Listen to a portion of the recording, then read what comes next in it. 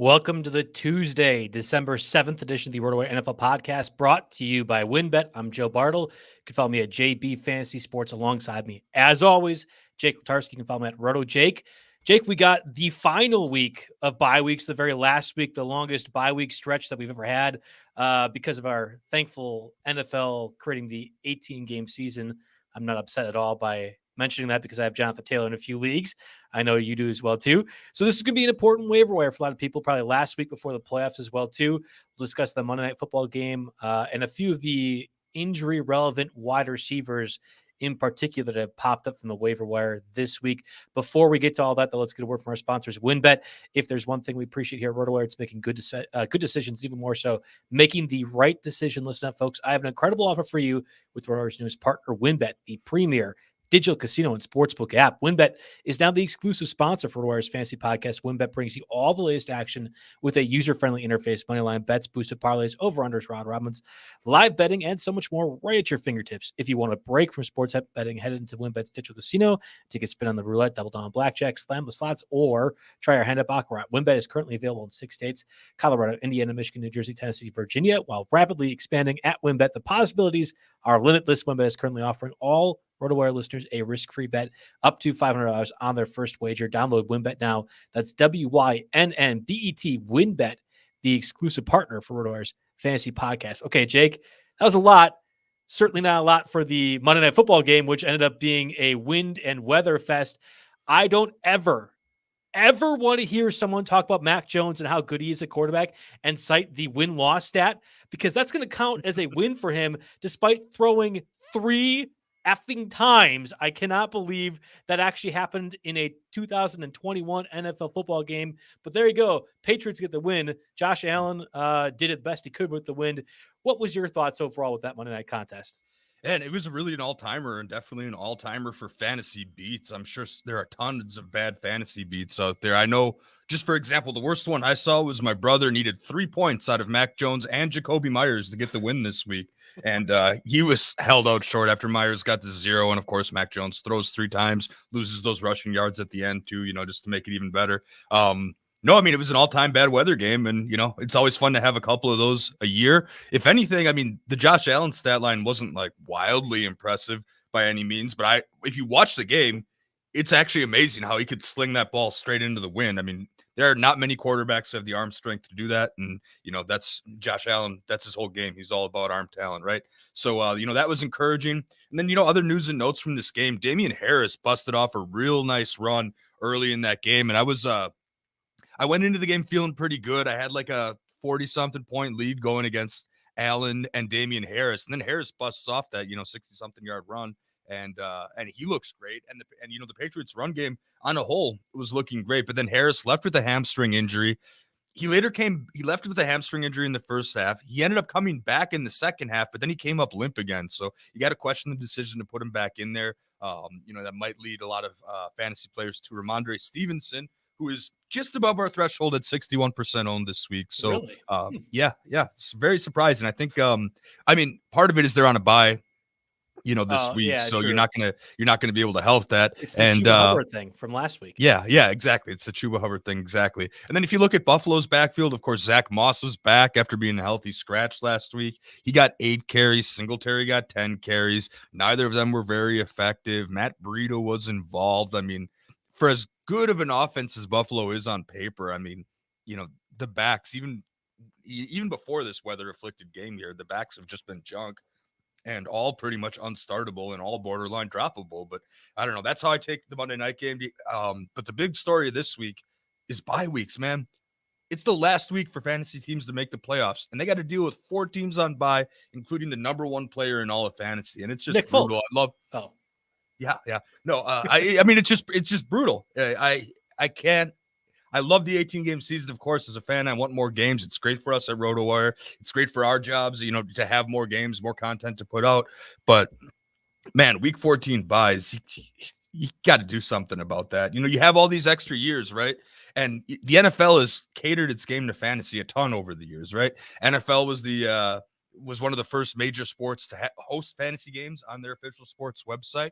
They've done just about everything they could to make the game more offense friendly. Now, part of that's, under the guise of, protecting players. And then, of course, there's the strict pass interference calls and rules and all that stuff. So they want stats. They've made it more fantasy friendly. But, man, having buys when you're struggling to make the playoffs, 4 teams, no less, is brutal. And they're going to have to fix that this offseason. Yeah, and you mentioned the 4 teams.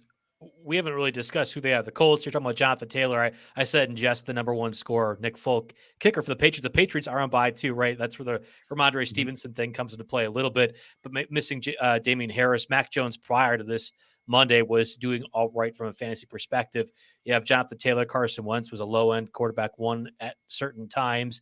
Michael Pittman, pretty clearly a fantasy starting wide receiver for just about every format at this point. The Dolphins, who have kind of emerged as well too, especially Jalen Waddle, who's going to probably be hurting a few people who need that wide receiver 2 or 3. Devonte Parker comes back from injury reserve, now back on bye week, so you don't even get to play him that much too. I think Waddle's been a top 5 receiver over the past 4 weeks. At least in PPR leagues. Only like Cooper Kupp and a couple other players are ahead of him. Yeah, and then the Eagles, who Jalen Hurts was a top fantasy starter. Well, now he's out with injury. Gardner Minshew does well. Dallas Goedert. You have the Miles Sanders thing, who also returned from injury. Now he's on bye. We'll probably discuss Kenny Gainwell just a little bit as well, too. That headache of a backfield. These are some critical teams. And from a defensive perspective, too, and special teams like Nick Folk or the kickers, there's going to be a lot. There's a lot of movement that you probably have to make. Certainly this podcast will be one that you can listen to and maybe have some ideas to plan for your roster. But I'm just saying, check your lineups. There's defenses. Everything. This is going to be a hard week, I think. We're running into the same thing with last week, right? Where it's great to get a guy like Ramandre Stevenson on your roster if you can, And in a lot of leagues, depending on situations, he'll be the number 1 pickup. But like I said last week, if you don't make the playoffs, it doesn't mean a damn thing. So you got to go out and get the guy that's going to play this week and win this week. And hopefully we can help you through both scenarios. If your roster is set, you're fortunate enough to just be cycling off, improving your bench, getting the most out of your bench as much as possible, which hopefully you're doing if you're listening to us for a lot of the season. Then we can help you there too. But we'll also help you with some guys, hopefully, that can do well this week. Let's get to the quarterbacks, but before we do that, word from our sponsors, Yahoo DFS. The NFL season is heating up, and Yahoo is going big on daily fantasy football. This season will be a ton of big prize contests throughout the year on Yahoo, including their multi-entry contest now being shark-free. To celebrate Yahoo going big on DFS as well as Yahoo Daily Fantasy Football coming shark-free, Yahoo is giving all users the opportunity to claim free $10 in site credit. Users can take advantage of the free $10 site credit offer to join any paid contest, including Yahoo's biggest contest, the weekly $1 million DFS NFL Baller Contest. The weekly $1 million contest features obviously $1 million in total prizes, including first place receiving $100,000 and tons of overlay in those prizes. Play daily fantasy football on Yahoo this season. Visit sports.yahoo.com/dailyfantasy/welcome to claim that free $10 offer to get started. Okay, quarterbacks we had mentioned last week. Mac Jones, Tua. Mac was obviously awful with the weather. Tua pretty good. Tyra Taylor gets injured. Taysom Hill gets injured. Justin Fields doesn't even play. Gardner Minshew falls in line with Jalen Hurts being injured. Tough week for our quarterback mentions. And again, this is the perils of doing the podcast on Tuesday, right? Yeah. Half of those names are just guys that we ran down the list in bullet points. Like, hey, keep an eye on these guys for 2 quarterback leagues, monitor the situation. And we have plenty more of those types of situations this week because there's a whole lot of a new name's going to get starts at quarterback this week that we already know, at least on Tuesday.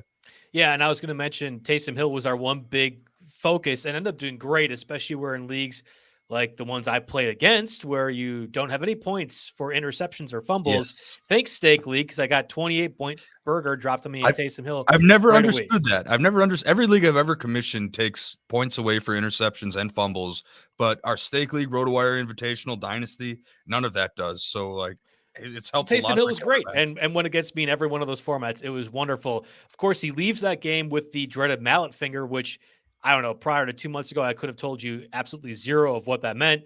Now with Russell Wilson having the injury, Taysom Hill having the injury, Mario Puig got his finger injured in the same facet before. So on the SiriusXM Friday shows, we've actually had a pretty good dialogue about it. I know far more about mallet finger than I ever would have thought possible. Okay. Since you're the mallet finger expert, riddle me this: is it named after the hammer, or is it named after Ryan Mallett? Did Ryan it's got to be Ryan Mallett, Mallett, the quarterback for the Patriots, who has been awful throughout his career, probably retired 5 years ago. Has nothing to do with the hammer. I think it probably does have something to do with the hammer, where maybe if you accidentally injured your finger in that capacity. I don't know. He talks about, like, he being Mario again, who had the injury, our Thursday podcast guy, awesome expert overall, where it's just dangling. He says the finger, and I'm doing this in the video, so any of the YouTube, it just dangles there, and you really have no control of it for like 2 months. So you can do surgery, or you can do what Taysom Hill is going to do and like splint it up. Yep. But understand, you will have no control over that finger while the injury is happening. That makes me a little bit concerned, because the quarterback position theoretically asks you to use your fingers. But I say theoretically because Taysom Hill is going to put that to the test.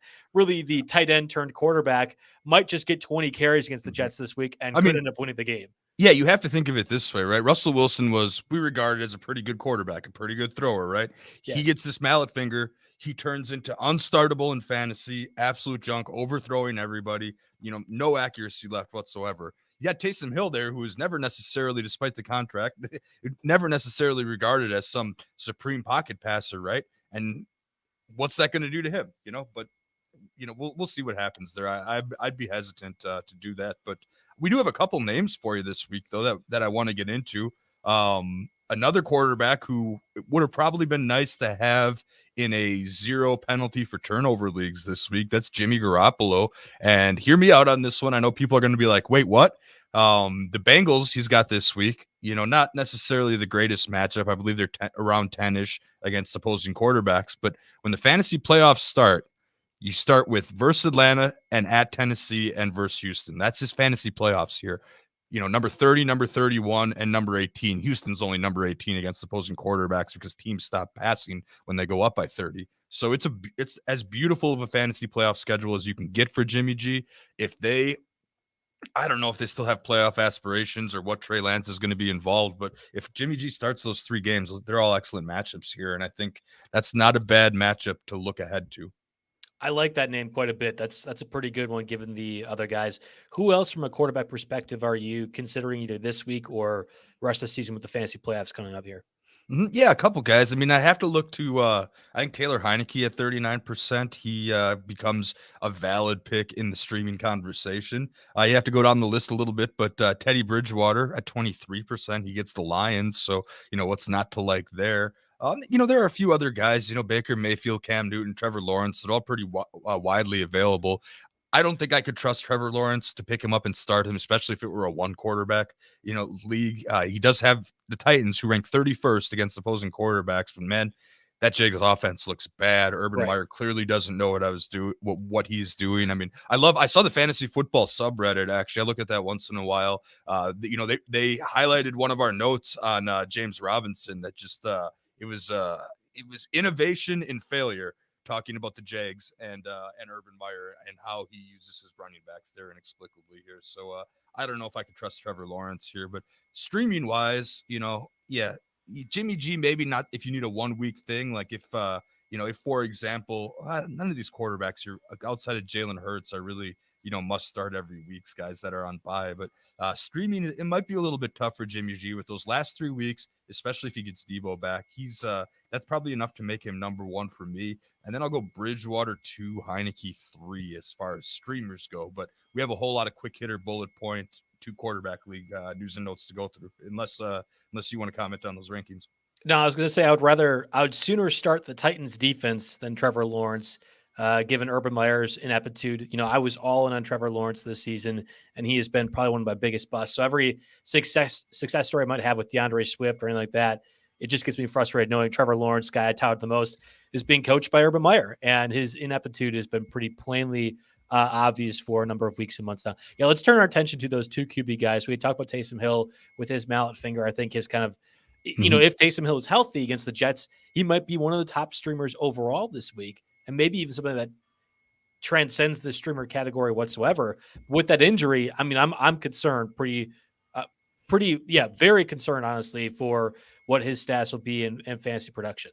Yeah, I don't think it's anything that's going to get better with Taysom Hill necessarily. I'd play him if you were tight end eligible still, but yeah, right now there's probably a lot of other ones we'd look to. But we'll run down the list here. We got quick hitters again. talking in depth about any of these guys doesn't do a ton of good, as we saw last week. I remember last week of the show, we're like, oh, well, Jalen Hurts kind of has a hurt ankle, but nobody's mentioned anything about it. He's probably fine. Of course, then we get Gardner. So things don't always pan out that way. But just a quick rundown right now. Big Ben Roethlisberger has pectoral and shoulder injuries. He did not participate in Monday's walkthrough. Gets the Vikings on a short week. Mason Rudolph is the backup just in case.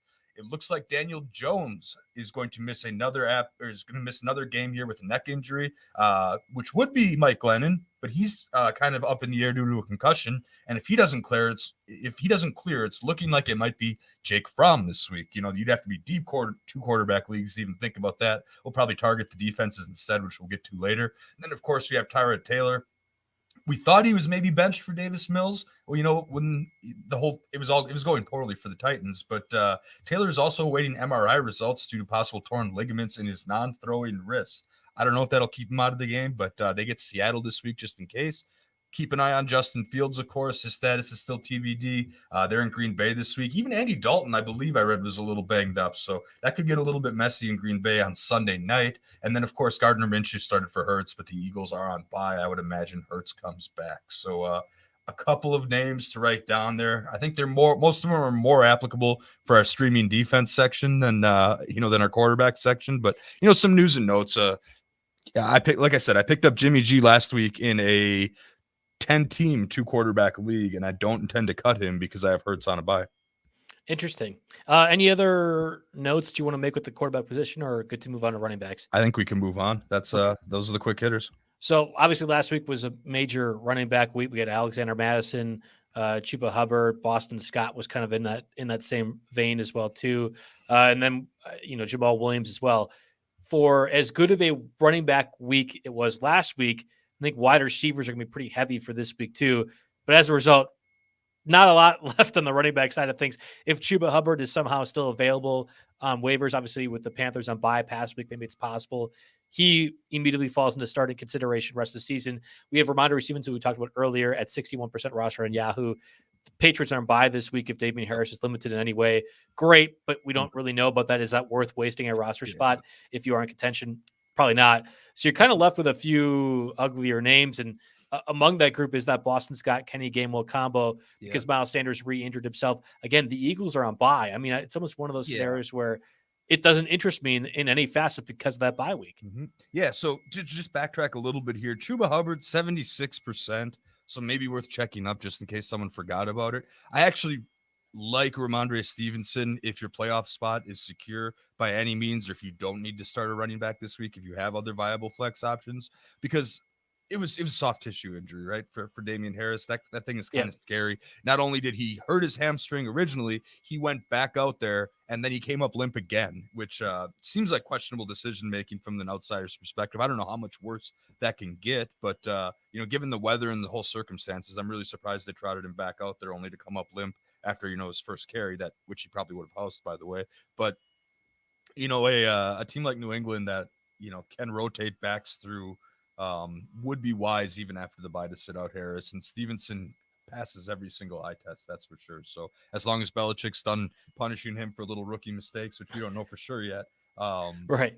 We don't know for sure yet, but I think he could be a difference maker in the playoffs. So I do think you need to look at him first here. But, moving down the list, you hit on the Eagles guys. Miles Sanders re-injured his ankle. That's been bothering him. But, 2 weeks ahead, it's hard to tell. Is he going to come back? He looked pretty good. And, of course, I think Boston Scott would be more beneficial. And with these Eagles, when Gardner Minshew is the quarterback, the running back's value and outlook goes way, way up. I mean, Minshew will dump it off to the backs when Hurts doesn't do that so much. And Minshew isn't going to necessarily steal carries on zone reads or designed runs. So that's something to monitor with the Eagles. But I think the backs that you have to look at, if you're really, really making you need an RB2 this week and you need someone to go, you have to look at the Titans here. And I would argue that against the Jags in week 14, D'Onta Foreman is probably the top pickup. Now, both D'Onta Foreman and Dontrell Hillard are 41% rostered in Yahoo leagues. And with the Titans backfield, it's going to be game flow dependent here. When they're behind, which is going to be the case sometimes the rest of the way out because they're so injured at the skill positions, when they're behind, Dontrell Hillard has big playmaking ability, and he seems like the pass catcher, even though Foreman can contribute in that area. But in a game against the Jaguars, I think the game flow is going to be perfect for D'Onta Foreman. And if you have a choice between the two of them, I would definitely pick up Foreman over Hilliard. I had to make one tough decision. It's looking like one tough lineup decision where I have to start either Rex Burkhead or Dontrell Hillard. And I think I'm going to go Hillard. But in most situations, Foreman is the player that you want this week. And I would say that out of the guys that meet our threshold, Foreman would probably be the top overall pickup. Yeah, I thought you were saying you had to make a tough roster decision on keeping Foreman at all last week. I was in a hard spot, short bench, needing to replace a few guys on bye, and I had to cut Foreman. And I imagine you mentioned 41% roster in Yahoo. Many people might have done the same. I could see a scenario where, especially in some formats, you had to make that same call. So picking up Foreman, I agree. Running back this week makes the most sense. I don't know if there's anyone even really close to Foreman from a running back perspective. That's more because there's not a lot. Hilliard's number 2. Is Hilliard, or is it like Tevin Coleman, who finally got a little bit more workload? I mean, I know he split time again with Ty Johnson, but he at least was a little bit more effective. It got some fantasy points. Would it be Tevin Coleman that's kind of closer in that same vein? I mean, you could try to make a case for Tevin Coleman. He's only 41% rostered in Yahoo leagues. He had only 39.7% of the snaps compared to 46.6% for Ty Johnson. But when it came down to the carries, he had 11 carries. The Johnsons won. The only issue is week 14. As we mentioned with the Taysom Hill talk, the Jets have the Saints, and the Saints' run defense is the best one in the league statistically. And they're the kind of defense that stops a guy like Tevin Coleman. And if anyone's going to get around him, it would be a Ty Johnson game. I don't think either of them have a particularly high fantasy ceiling, but I wouldn't feel great about starting Coleman this week. Given the matchup here, I would argue if I were doing weekly rankings, I might even rank Ty Johnson ahead of Coleman just because of the type of matchup they're going to face here. But nonetheless, it's worth noting the workload because it looks like Tevin Coleman seems to be at least the primary ball carrier while Carter is sidelined. Do you want to talk about the Seahawks backfield at all? I mean, Alex Collins was inactive this past week. With Adrian Peterson called up, that note came on Saturday. I wrote that note on Saturday. If you want to know my feelings about Adrian Peterson being called up to the Seahawks, just go ahead and read Saturday's December 3rd note, because I was not at all holding back on the absurdity of 36-year-old Adrian Peterson returning to the NFL after a miserable stint with the Titans. Scores a touchdown, of course, also gets negative yardage. He actually got yards, but on a per carry basis, it was negative yards. Rashad Penny looked pretty good, I thought, in his limited opportunities. And then Travis Homer is going to get all those fantasy production off the special teams running carry. So I saw a question, I think it was on Liss's article, one of his Liss's articles, and I thought it was relevant.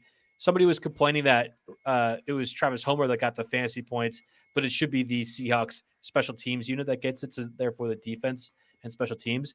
What's been your thoughts on those weird instances where that occurs? You got to give it to them both, right? I thought that was the consensus or standard. Anyone that doesn't give it to them both should probably fix that.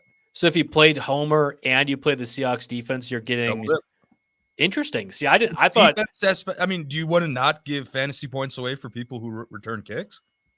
It's the same deal. It's the exact. Well, yes, I think they shouldn't get points for that. I don't like playing in leagues where you get points for the kicker. But no, I'm okay in this instance. I'm not saying return yards. I'm saying return touchdowns. If Cordero Patterson houses a punt, you should get those 6 points if you started Patterson. Oh yeah, I don't agree with that. I think you don't agree with that? No, okay. I don't. That's interesting.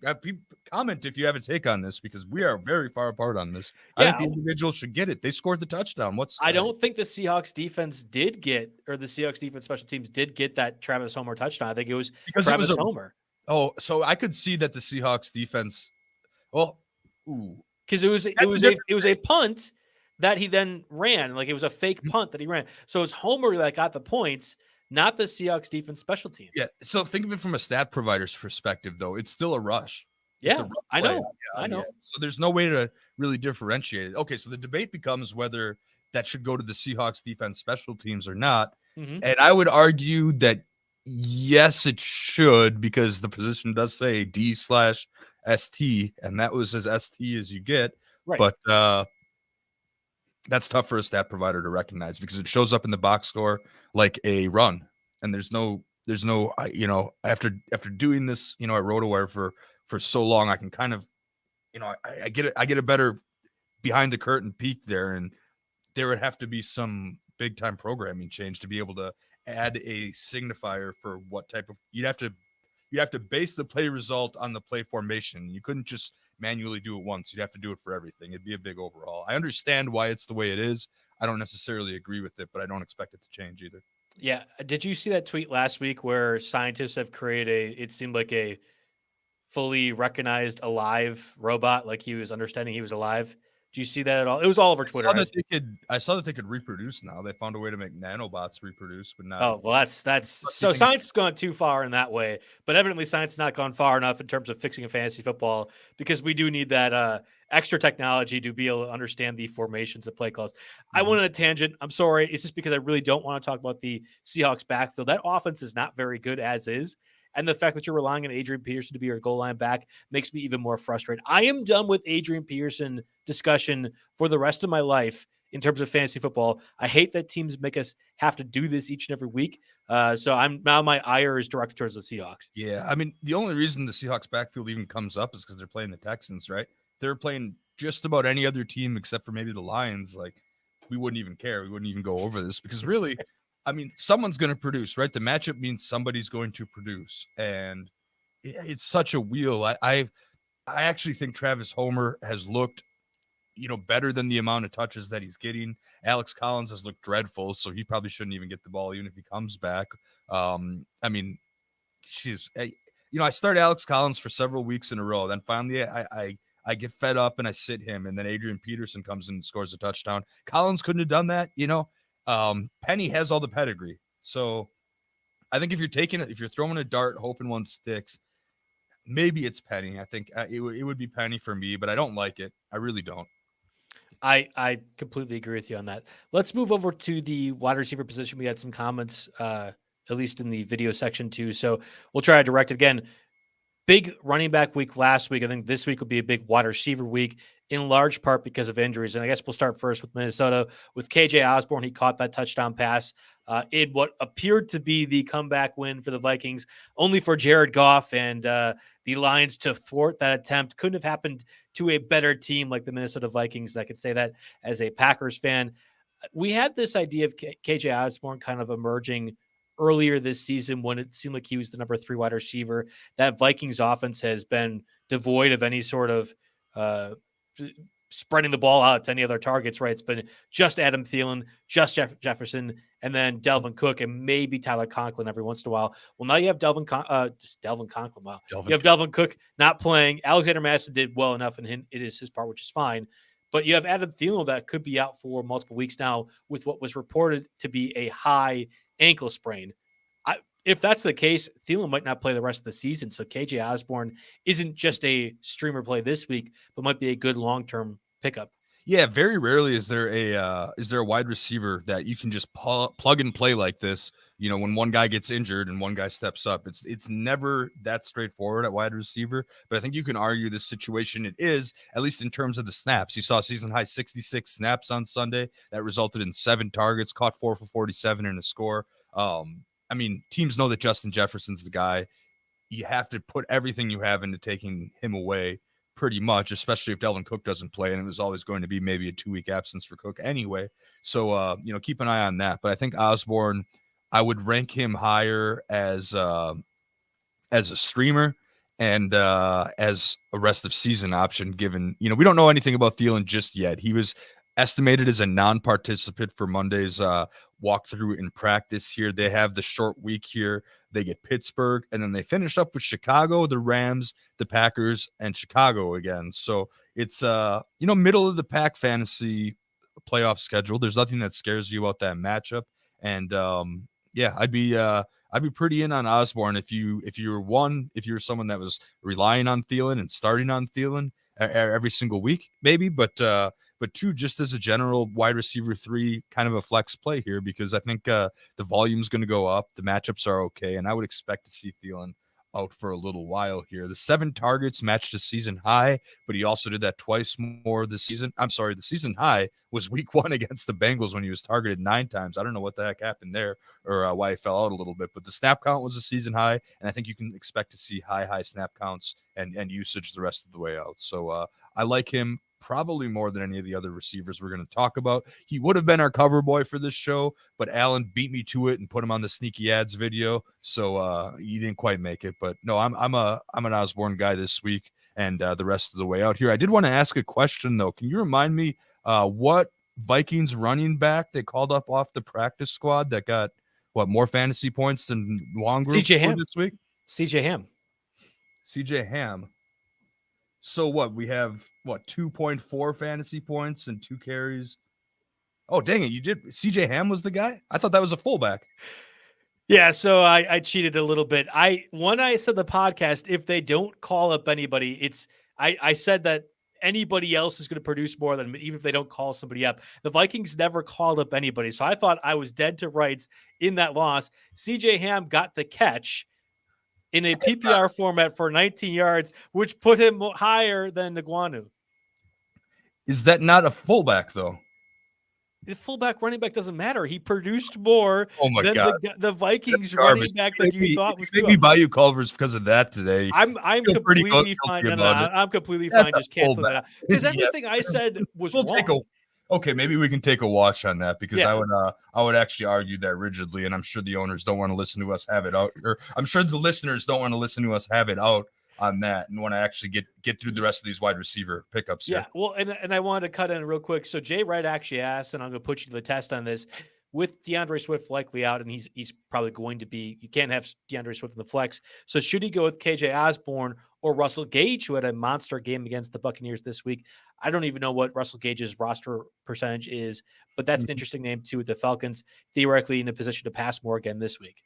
I actually did put Russell Gage on the list this week, 34% Yahoo, 25% ESPN. So he definitely gets that. But Russell Gage draws the Panthers. They're number 7 against opposing wide receivers. And he had a great game. I'll give him that. But Russell Gage feels like you're chasing the box score a little bit. I mean, this is 4 more targets than any other game he's had this season.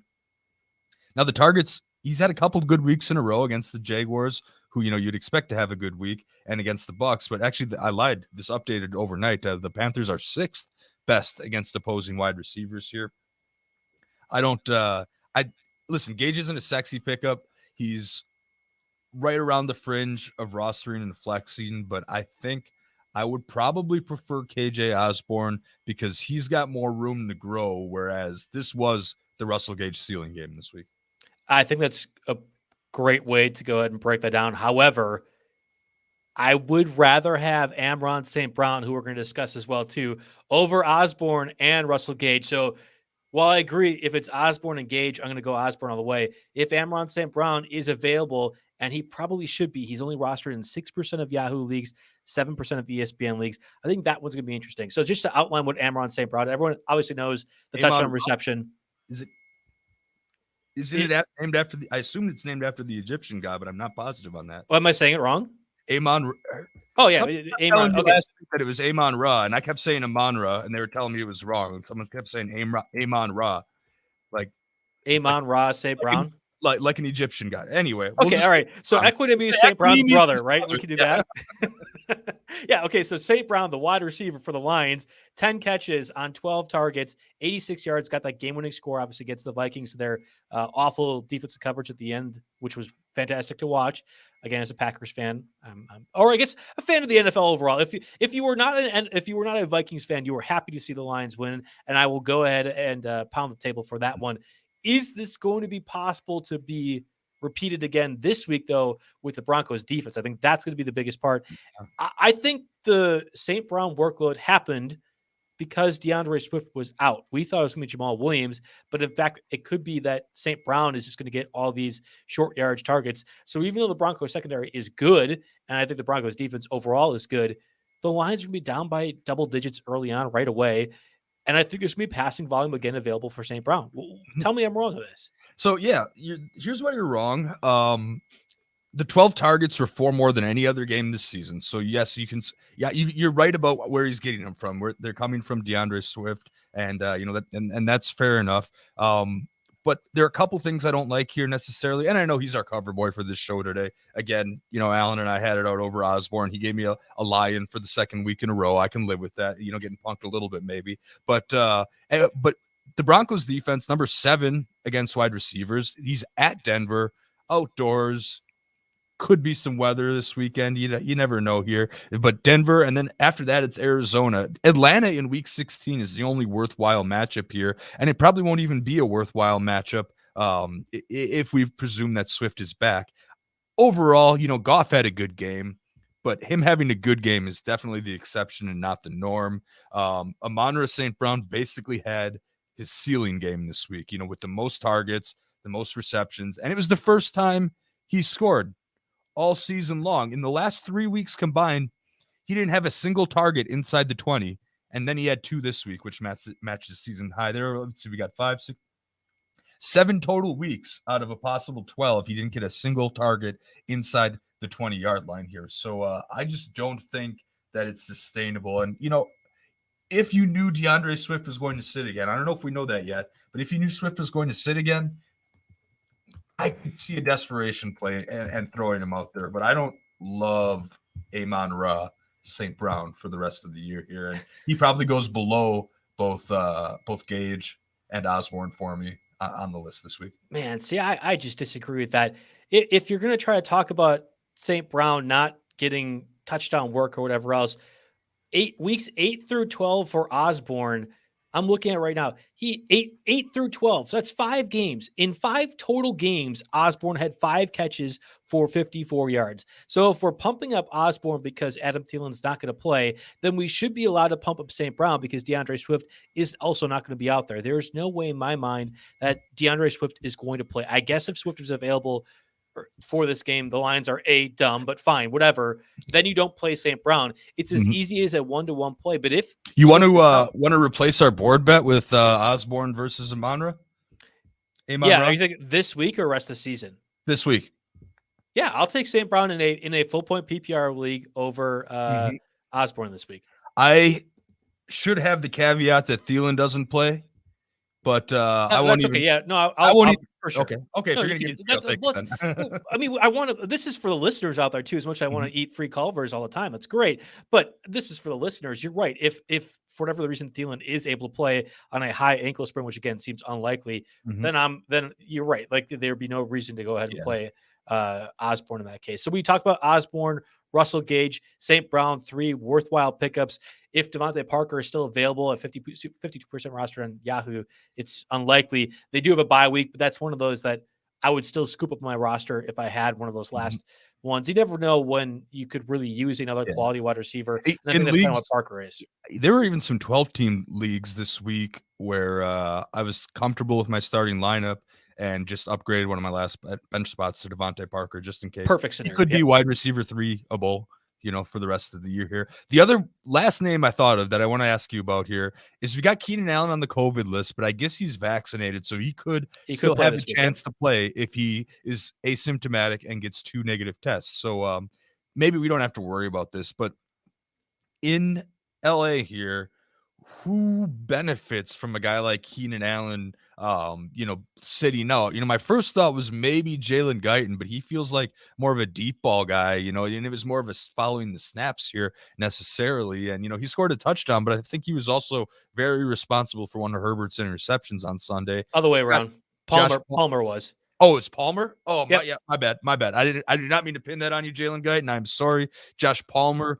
What the hell are you doing? You caught the ball and then you handed it to the other team, and quite literally, yeah. Herbert loses 2 points for that. That was incredibly frustrating because it's basically like a rushing like a 6-point fantasy swing. You got a 40-yard bomb that's going to connect, but instead you lose 2 points. So brutal. But anyway, so Guyton over Palmer on the power rankings, right? If there's any Keenan Allen absence. Yeah, so if Keenan Allen is out, it's frustrating because the Chargers are probably one of the more flexible offenses in the league. Now, it's crazy. They have a very obvious target share, Mike Williams, Keenan Allen, and then Austin Eckler. for like 80% of it. And then whatever the 20% changes week to week. It's against the Giants, who could and probably will be down to their third string quarterback.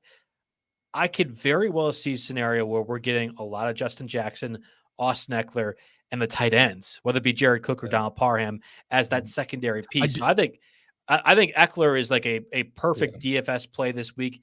If he's out there able to play, they're going to use him heavily. We skipped possibly Justin Jackson because I think they did say afterwards that Eckler's a little bit banged up. And in a game flow that's out of the corner, maybe the fourth quarter is Justin Jackson's, but that backfield has been, after Eckler, it's been incredibly. It's been a mess. It's been Joshua Kelly. We had a scenario. They had just called up a running back, and I'm blanking his name already. Darius Bradwell, the week before, and he got the most carries. Like they don't know what they're doing with their backup running backs, which makes me really concerned. If you were to say, Justin Jackson or anybody else who's playing for the Chargers, I think Austin Eckler gets a huge workload. Even if it is for 3 quarters, that's going to be the guy who gets the primary stuff. Mike Williams gets a bump up, but then I do think it's Jalen Guyton. And I thought there was a little bit of a confidence builder this week with the Chargers. That toss to Jalen Guyton was a one-on-one deep ball. You got to make the play, Jalen. And he did. He came down with it pretty seamlessly and had to adjust on a little bit of a bad throw by Justin Herbert. There have been opportunities over the last 2 or 3 weeks, and I've made note of it in each one of Jalen Guyton's notes. There's been critical third downs where Guyton was the 4th or 5th target, and Herbert got to him, and Guyton made the play. I think that gives a little bit of confidence if you are Justin Herbert that Jalen Guyton, I know, can make these opportunities where you pointed out with Josh Palmer, I throw it to him every time. Bad things seem to happen. I don't know if I have confidence in him. I really believe with the Giants down to their third string guy, it's Eckler and the tight ends, and no second wide receiver really jumps up. But if there were to be one, it's Jalen Guyton. Mm-hmm. All right. Yeah, good. I put that in there because I wanted to hear it from the resident Chargers expert. And so I guess Jalen Guyton is the play. We have one question real quick because we have Donovan People-Jones mentioned. So I'll bring this up from Starter Kit Duke. He asked DPJ, so Donovan People-Jones against the Ravens or Osborne against the Steelers. Again, Osborne and the Vikings play Thursday night against the Steelers. Which is the better play? You're all in on KJ Osborne again with the assumption Adam Thielen will not make a miraculous high ankle sprain recovery and play. Mm-hmm. Yeah, I think the play is Osborne again. Yes, based on the fact that we assume Thielen is out, but this becomes closer than I thought for a couple of reasons. One is Baltimore is getting Marlon Humphrey's out, right? Yes, like Marlon Humphrey is out. But maybe that affects Jarvis Landry more, and I'm pretty sure Jarvis Landry shed his injury tag here, and Donovan Peoples-Jones is the wide receiver too. But if Kareem Hunt comes back, there's targets that are siphoned away, and Peoples-Jones has never had more than 6 targets in a single game this season. I think I believe that Osborne easily gets 6 targets this week, so I'm going to follow the volume and go Osborne. Yeah, there's the big play potential for DPJ, but I also agree with you. I think Osborne is the safer one. If this was standard scoring as opposed to PPR, do you feel better about Peoples-Jones over Osborne?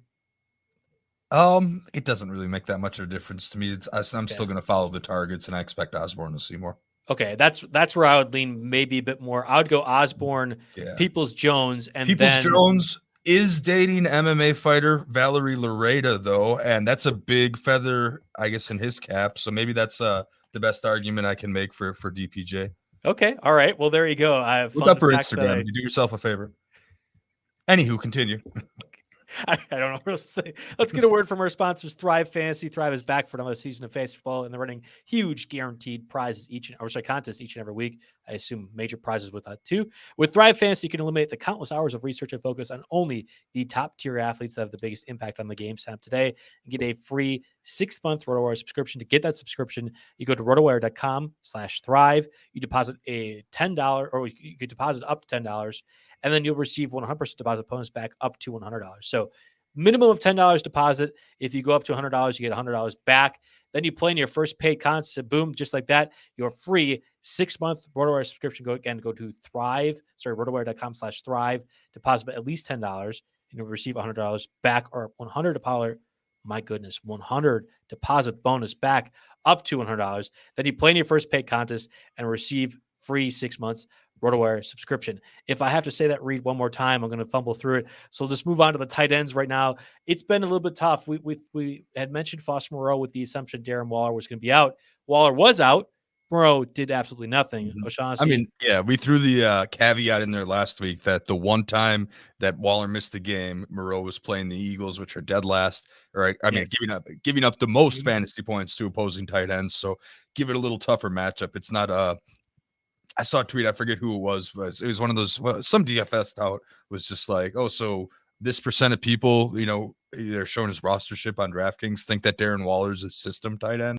I thought that was a little funny because clearly that's not the case. Waller's a little better than that. But, Moreau was the best of a bad situation last week. However, this week, the best of a bad situation. I'm going to go back to the Vikings. Again, assuming Conklin, or no, I botched it there. Assuming Thielen is out, Conklin is the guy, and not necessarily because of volume, because of red zone work. Thielen I lost a prop bet with my friend last week when I had Thielen will not score double-digit touchdowns this year. I had the under on 10, and he got number 10 right before he gets hurt. Oh no. He got number 10. Cousins loves going to him in the red zone. You might as well call him a tight end. And I think that, while between the 20s, KJ gets a lot more targets, and maybe there's a little touchdown upside. You're taking Conklin this week for the touchdown upside. He's 30% rostered Yahoo, 34% ESPN. Again, it's a streamer. It's pending and confirming that Thielen's out as well. But man, Justin Jefferson, I don't know how long he can continue to do it all.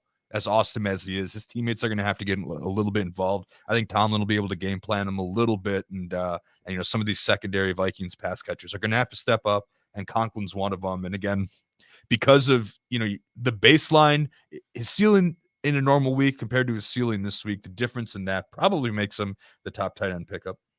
Yeah, I'm okay with that. I think the red zone opportunities is great. And as much as I love Alexander Madison to be able to capitalize on those, I'm crossing my fingers for my remaining NFFC team, which really needs the help from Alexander Madison. I could sooner see Tyler Conklin also getting those opportunities too. So I'm right there with you. Another guy at tight end is Ricky Seals-Jones. We've talked about before. Actually, has been a decent enough start for me when I need to go that direction in our Dynasty League, which you again, Jake, are crushing it in. Thank you. Despite Derrick Henry's injury, Ricky Seals-Jones probably going to be, if he's healthy, the top target, but he was out this past week for the third consecutive time due to a hip injury. Yeah. Logan Thomas may have torn his ACL. So John Bates would be your third string Washington football team tight end. I think you're really scraping the bottom of the barrel if you need to go to John Bates, but maybe there are some leagues out there like tight end super flex leagues or something like that, which you could consider him for. Yeah, I mean that's pretty much where we are at this point. I mean, Ricky Seals-Jones is an interesting option, but hasn't necessarily been anything too crazy here. I mean, even when healthy, he had 2 double-digit fantasy point games, and that's in PPR. So even when healthy, he's only been able to do that twice, and did have a nice little stretch with Thomas out, but not a huge ceiling guy necessarily.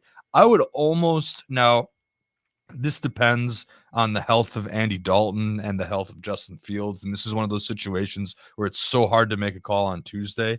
But, Fields is banged up, Dalton's banged up, non-throwing hand. But if Dalton plays, I could actually get on board with Cole Kmet. Perhaps he seems to be getting a few more targets with Dalton at the helm. Now, granted, of course, let's see, didn't Jimmy Graham? Yeah, Jimmy Graham came in and vultured a touchdown on his only target, whereas Cole Kmet was targeted 7 times in that game, caught 3 for 41. Now, 7 targets is as good a volume as you're going to hope to get from a 3-agent tight end. And the week before on Thanksgiving, he had 11 targets and caught 8 for 65. So again, this makes some assumptions about who's going to start a quarterback for the Bears this week, but I would probably go Kmet over Bates if given the choice. Obviously, against our Packers too, which are inconsistent at tight end at times. I don't know. It's a heavy David Montgomery game, right? I mean, that's what I would anticipate. Yeah, it has to be. I mean, Kmet's 26% rostered too, so he's not going to be around everywhere. People have picked up on it after the 11 targets on Thanksgiving. So I would go Conklin, Kmet, Bates this week as the 3 tight end ads under our threshold, but really that's about it here. I mean, you could go back to Moreau, I guess. Darren Waller's still kind of, is he day to day or week to week? I think it's week to week, and I feel like this week probably isn't playing either. It seemed more like a multi-week thing than just a 1-week deal. Yeah, I mean, Moreau only caught 1 pass. I'm moving away. I had to use him in one league, and I won't be doing that again. Yeah, I mean, you're making the decision between Moreau and Bates at this point, and it's a much better matchup against the Chiefs. They're 25th against opposing tight ends, so maybe, but you don't feel super great about it, I guess. One note on Kmet, I'll be going to that game, so I can guarantee you Kmet's going to probably drop 40 points on me because I'll be playing against him in like 4 different leagues. I feel my bro and I are going up to that game as well, so it'll be at some point we have to have a Rotowire meeting at Lambeau Field, just you and I, and if pay out the Culver's board Vikings bet there on Thursday, then the Packers can clinch on Sunday night. Oh, okay, good to know. Dose. Real quick from the streaming defensive perspective, there's actually a decent amount that are available this week, which I was kind of surprised with. We have Philadelphia again on bye week, but I think for the rest of the season actually is a pretty good pickup. So if you are in a glorious position to plan for your defenses, they have, I think, all 5 of their or 4 remaining games are against NFC East opposition. Washington and the Giants, the 2 games against the Giants. That's really great if you can plan that out. Otherwise, you have the Chargers against the 3rd-string quarterback Giants this week, New Orleans against the Jets, Tennessee against Jacksonville, and Seattle against Houston too, and the Broncos against the Lions if the Broncos are somehow available. Mm-hmm. I'm in a must-win playoff scenario, and I'm going to bench or cut the Tampa Bay defense for one of the guys that we're going to discuss today, and I think the top pick has to be the Chargers. They're at home against the Giants, and the Giants offense hasn't looked good with Daniel Jones at the helm. They haven't looked good. They especially didn't look good with Mike Glennon at the helm. I have a hard time believing Jake Fromm's going to come in and turn things around, especially with the wide receiving core a little bit banged up. It's really too early to tell in the week to speculate who's going to play if Tony comes back. What's the situation with Galladay? All of these guys that have been hurt. Galladay, Shepard, Tony, all questionable. With Jake Fromm at the helm, yeah, sure, you got Saquon Barkley, but and the Chargers haven't been great against the run here. But do I trust Jason Garrett's replacement? Or wait, does he still have a job there? No, he's fired. He's gone. Yeah, I was going to say, wait, I had to rethink. You had it correct. I had it correct. Okay, good. But anyway, all those factors, I think the Chargers are the top defense this week. And the nice part is they're only 26% rostered. So, you look at my other choices, you got the Saints against the Jets. They're 45%, a little tougher to get. Tennessee against Jacksonville. They're 24%, a little bit tougher. And then I'm also slightly interested in Seattle at 13%. Only slightly? Yeah. At Houston. They're on the road. The Seahawks team as a whole doesn't impress me that much, and their run defense has been pretty bad. Their defense hasn't been good, but it is the Texans with Davis Mills, and at least Davis. It's not like it's his first start. We made a couple starts. Didn't really do much at them early on in the year, but all 4 of those Chargers, Saints, Tennessee, Seattle, just to put them in perspective, I'd rather have any of those 4 over Tampa Bay this week, and that's a league where I'm fighting to get into the playoffs, and I need it. And I'm going to go for it, but definitely might even bid $1 or $2 on the Chargers just to make sure I can get them on my team. Yeah, I'll throw in the Broncos, and I think every one of those again. So Chargers, Saints, Titans, Seahawks, Broncos. I think those are 5 defenses that could be top 10 in scoring this week. Packers against the Bears too might be in consideration. Packers and Broncos might be close to that 50% roster threshold, but I think easily could be in streamer consideration. All that being said, if you have the Buccaneers or if you have the Rams or Cardinals, I'm looking at just like top defenses against harder teams. This is the time, right? If you were playing the Chiefs defense with the Raiders, you stream. You got to stream your defenses. The Steelers against the Vikings. There's a lot of people starting the Steelers defense. When you have so many quality defenses available, this is the week. I don't care if you're in a great position or not. Maybe you don't drop the Buccaneers or Steelers. Yep. Go get a streaming defenses. Exactly. Now, again, this makes it tough. It's a tough roster week, right? Because with 4 teams on bye, teams are going to have to make some sacrifices. There are tons of injuries, maybe IR guys that are holding out. You might have to drop that starting defense. But you know what? If you got to win this week, again, dropping that starting defense doesn't matter if you're not in the playoffs next week. So, just keep that in mind when you're making your moves. Yeah. All right. Well, that does it for us on the Tuesday edition of the Rotowire NFL podcast, sponsored by WinBet. We'll be back again next week to get you set for the fantasy playoffs. And until then, best of luck in your lineups. And hopefully you do make it to the fantasy playoffs. We'll be alongside with you to sweat up the nerves like I will be in a few of my teams. I know you too. Exactly. Hopefully we both still have our voices after Sunday night football action. Can guarantee you I won't, but it'll be fine. We'll be struggling it through it nevertheless. All right. Thanks, everyone.